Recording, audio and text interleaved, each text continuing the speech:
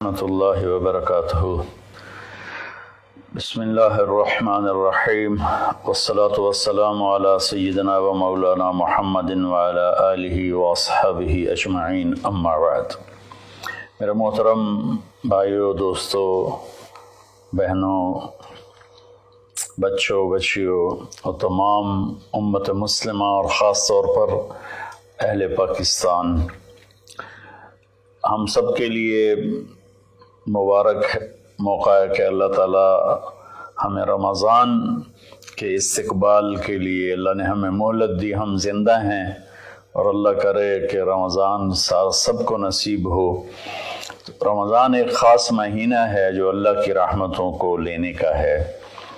اللہ تعالیٰ کا عرش پہلے آسمان پر آ جاتا ہے، جہنم کے دروازے بند کر دیے جاتے ہیں، جنت کے دروازے کھول دیے جاتے ہیں۔ یہ پہلے کسی امت کے لیے نہیں تھا۔ ان کا روزہ مشقت والا تھا، افطاری سے افطاری۔ ہمارا روزہ اس کے مقابلے میں بہت آسان ہے، سحری بھی افطاری بھی۔ ان کی نماز تراویح نہیں تھی، ہماری نماز تراویح ہے قرآن سننے کے لیے، قرآن کو زندہ رکھنے کے لیے۔ تو اللہ تعالیٰ کی طرف سے اعلان ہوتا ہے، 24 گھنٹے دن رات یہ اعلان ہوتا ہے، هل من مستغفر فاغفر له، هل من تائب فاتوب علیہ، هل من سائل فاعطیہ۔ یہ تین آوازیں 24 گھنٹے چلتی ہیں آسمانوں پر۔ کوئی ہے معافی مانگنے والا، میں اسے معاف کروں، کوئی ہے توبہ کرنے والا، میں اس کی توبہ کو قبول کروں، کوئی ہے مجھ سے مانگنے والا کہ میں اسے عطا کروں۔ اور پھر ایک فرشتہ اعلان کرتا ہے، یا باغ الخیر اقبل، اے نیکی کے چاہنے والے زور لگا، آگے بڑھا۔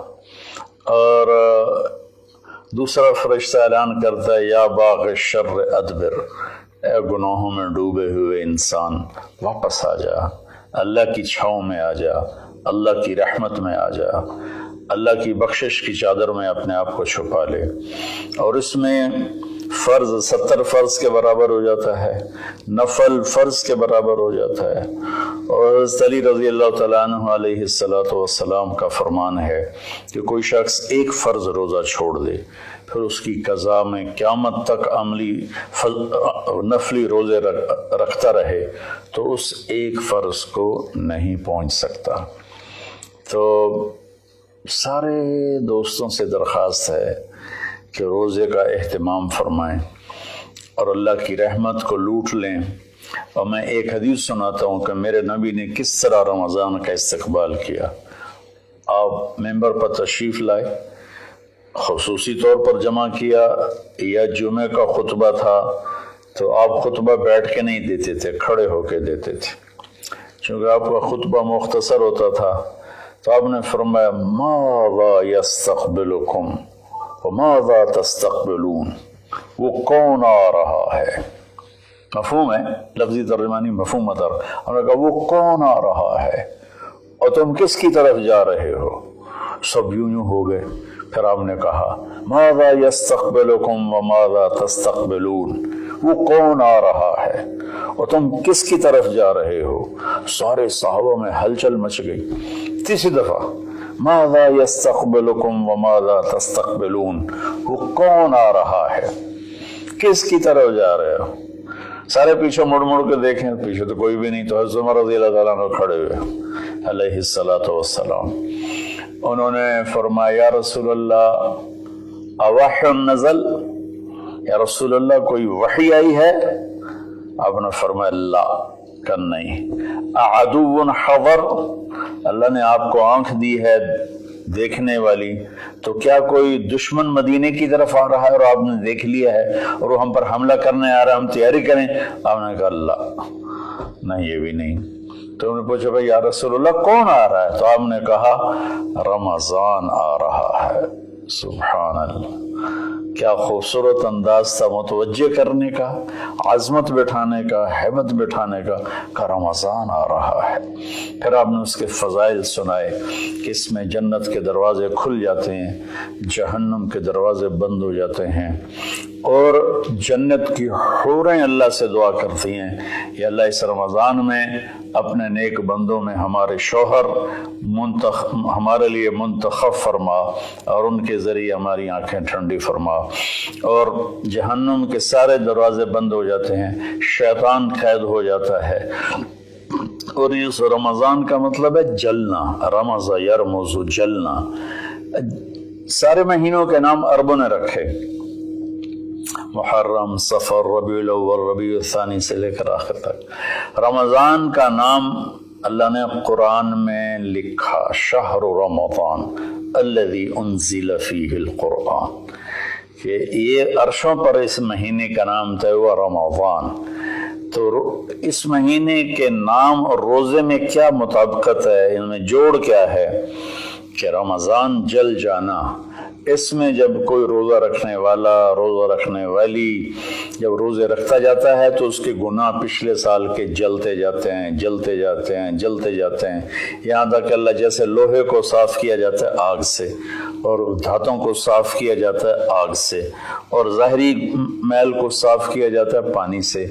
تو پورے سال میں جو گندگیاں ہمارے اندر گھس جاتی ہیں، کبھی حسد، کبھی بغض، کبھی کینہ، کبھی کچھ، تو اللہ تعالیٰ اس کو اندر سے کھینچ کے باہر نکال کے صاف کر دیتا ہے۔ اور عید کی رات کہتا ہے کہ فرشتوں سے جن مزدوروں نے مزدوری پوری کر دی ہو تو اس کا کیا، اس کے ساتھ کیا ہونا چاہیے، تو سب نے عرض کیا اس کو مزدوری ملنی چاہیے۔ تو پھر اللہ تعالیٰ فرماتے ہیں تم گواہ رہو، میرے بندوں نے دن میں روزہ رکھا، رات کو قیام کیا اور میرا قرآن سنا، میں اس مزدوری کے بدلے ان کے سارے گناہ معاف کرتا ہوں۔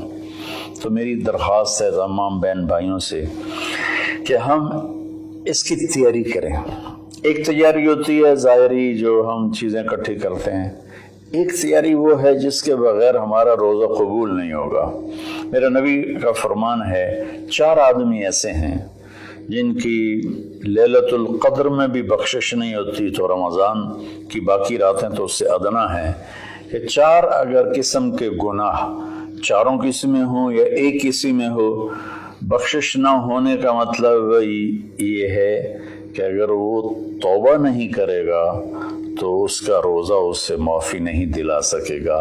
توبہ کرنے پر تو کفر معاف ہو جاتا ہے، توبہ کرنے پر تو شرک معاف ہو جاتا ہے، ہر بڑے سے بڑا گناہ معاف ہو جاتا ہے۔ اور اللہ کی رحمت کا بتاؤں، میرے نبی کا فرمان ہے ما اصر من استغفر وین عاد فی اليوم 70 مرۃ۔ چند دن پہلے ایک نوجوان نے مجھے فون کیا، مولانا بڑی توبہ کرتا ہوں پھر گناہ ہو جاتا ہے، 10-15 دن سے اوپر نہیں گزرتا پھر گناہ ہو جاتا ہے، پھر توبہ کرتا ہوں تو یہ توبہ کا مذاق ہے، میری بخشش نہیں ہوگی۔ دوڑ رونے لگا ٹیلی فون پر۔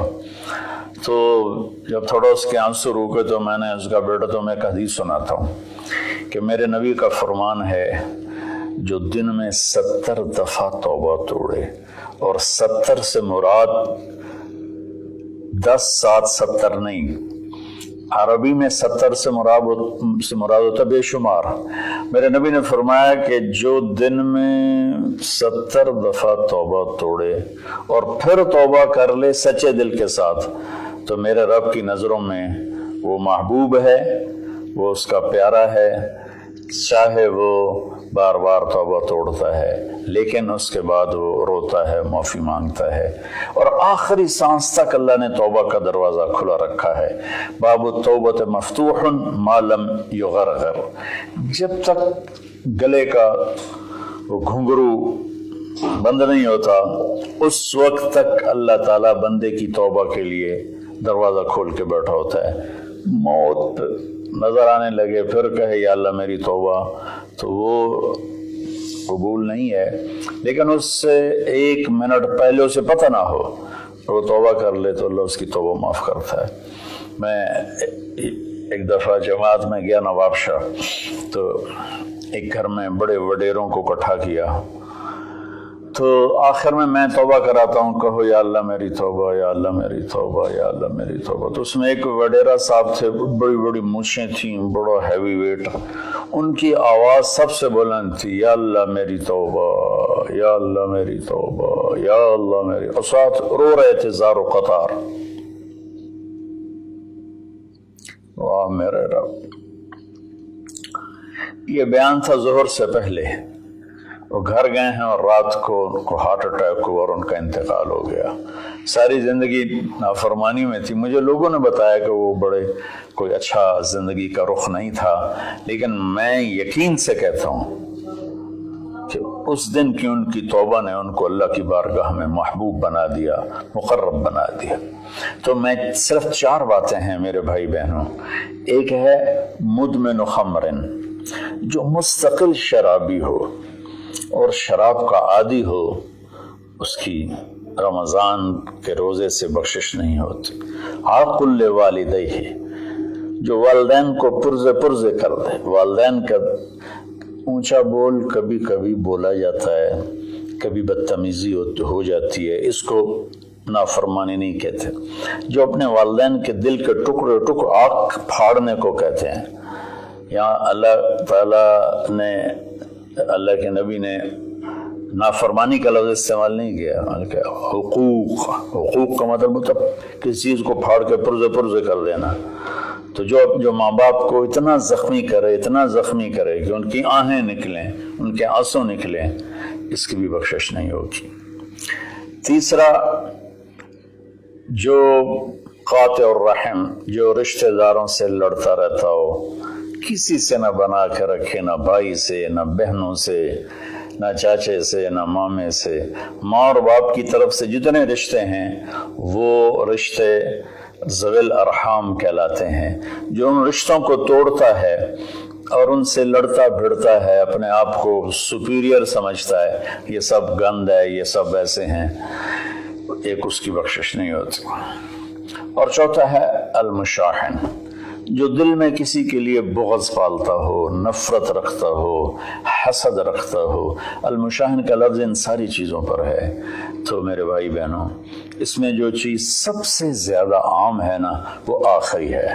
ہر آدمی شرابی نہیں ہے، اللہ کا فضل ہے، کروڑوں مسلمانوں نے کبھی شراب کو دیکھا بھی نہیں ہے۔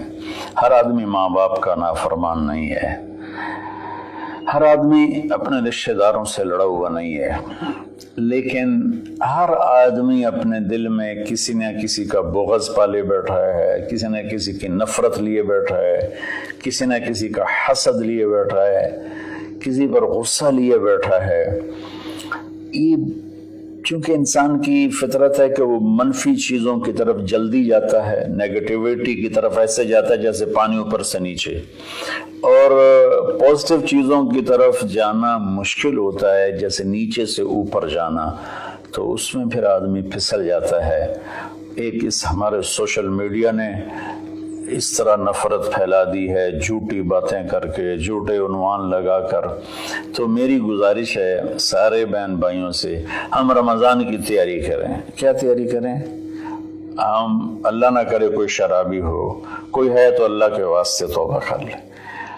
اللہ نہ کرے کہ کوئی ماں باپ کا نافرمان ہو، ہیں بہت سے ہیں، کوئی ہیں تو وہ توبہ کر لیں۔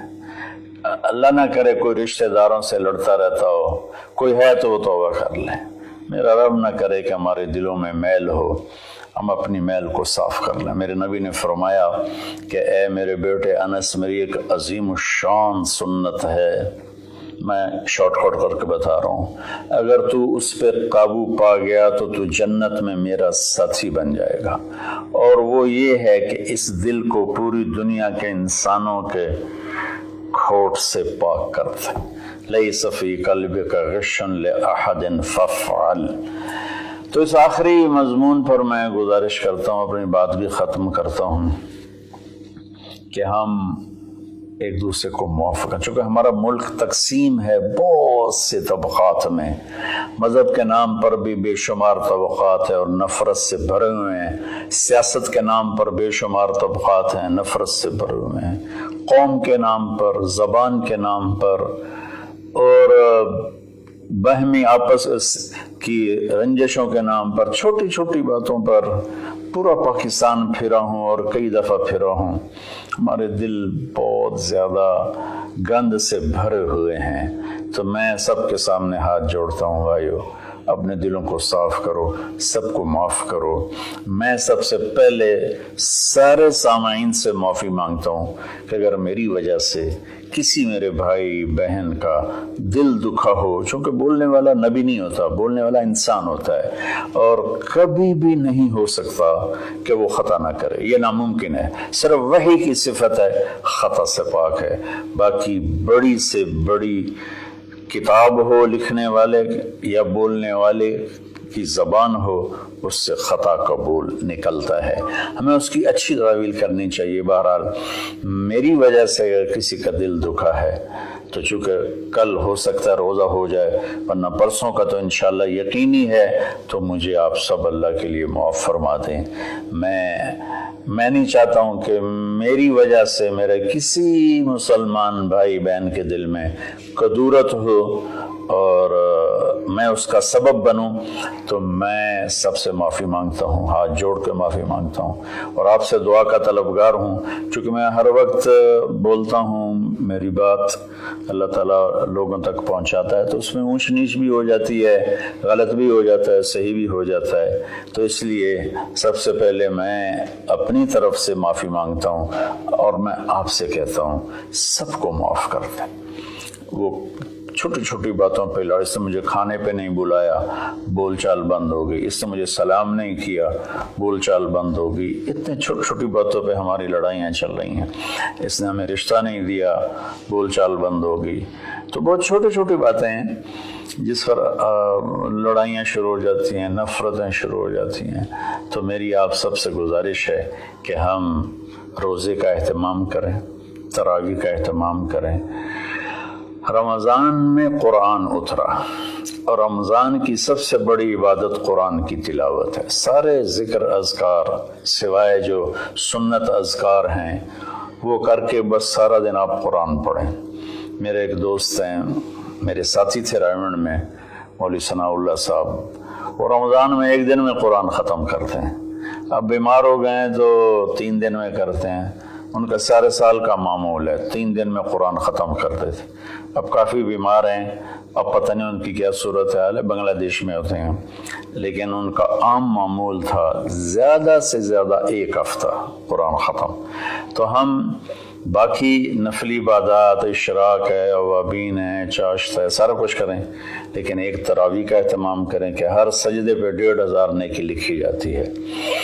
और एक कुरान की तिलावत का एहतमाम करें, झूठ ना बोलें, गीबत ना करें, हसद ना करें, बोझ ना रखें, माँ बाप से नाराज़गी ना हो, शराब से दूरी हो। ये चंद चीज़ें हैं। और इस वक्त हम एक बड़ी मुश्किल से गुज़र रहे हैं जो कि एक वबाई मरज़ की शक्ल में पूरी दुनिया पे छा गई है और अल्लाह ताला ने एक ज़र्रे के सभी छोटे जरासीम के ज़रिए अल्लाह ने पूरी कायनात को हिला के दिखा दिया है कि रब्बुस समावाति वल अर्द फस्तबिर लिइबादतिही हल तअलमु लहू समिया।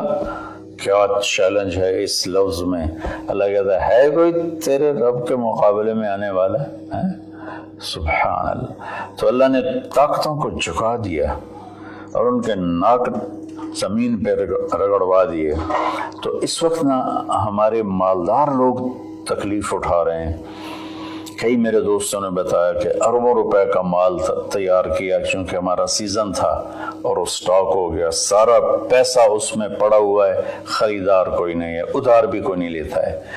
तो सबसे ज़्यादा जो मुतासर है वो हमारे गरीब लोग, दिहाड़ीदार और रोज़ाना की मेहनत करने वाले, रेड़ी वाले, छाबड़ी वाले, साइकिल पे फेरी लगाने वाले और अपनी कुदाल लेकर चौक में बैठे होते हैं कि कोई काम पर ले जाए।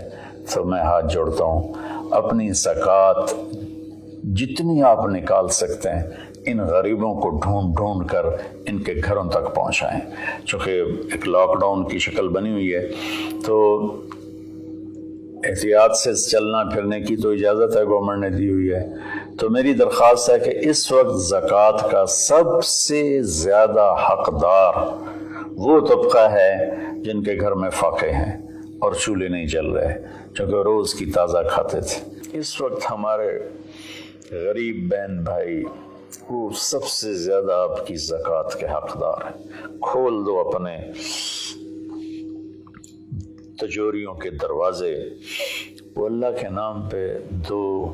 اس وقت آپ کی زکوٰۃ، صدقات، خیرات ساری کی ساری ان کو جاتی، کھانے بنا بنا کے بھیجو، راشن کے پیکٹ بنا کے بھیجو۔ یہ اس وقت آپ کی نوافل سے بھی بڑی عبادت ہے، اور زکوٰۃ تو ویسی فرض ہے۔ تو اللہ تعالیٰ مجھے آپ کو اس رمضان میں زندہ بھی رکھے اور اس کے آداب کے مطابق ہمیں کام کرنے کی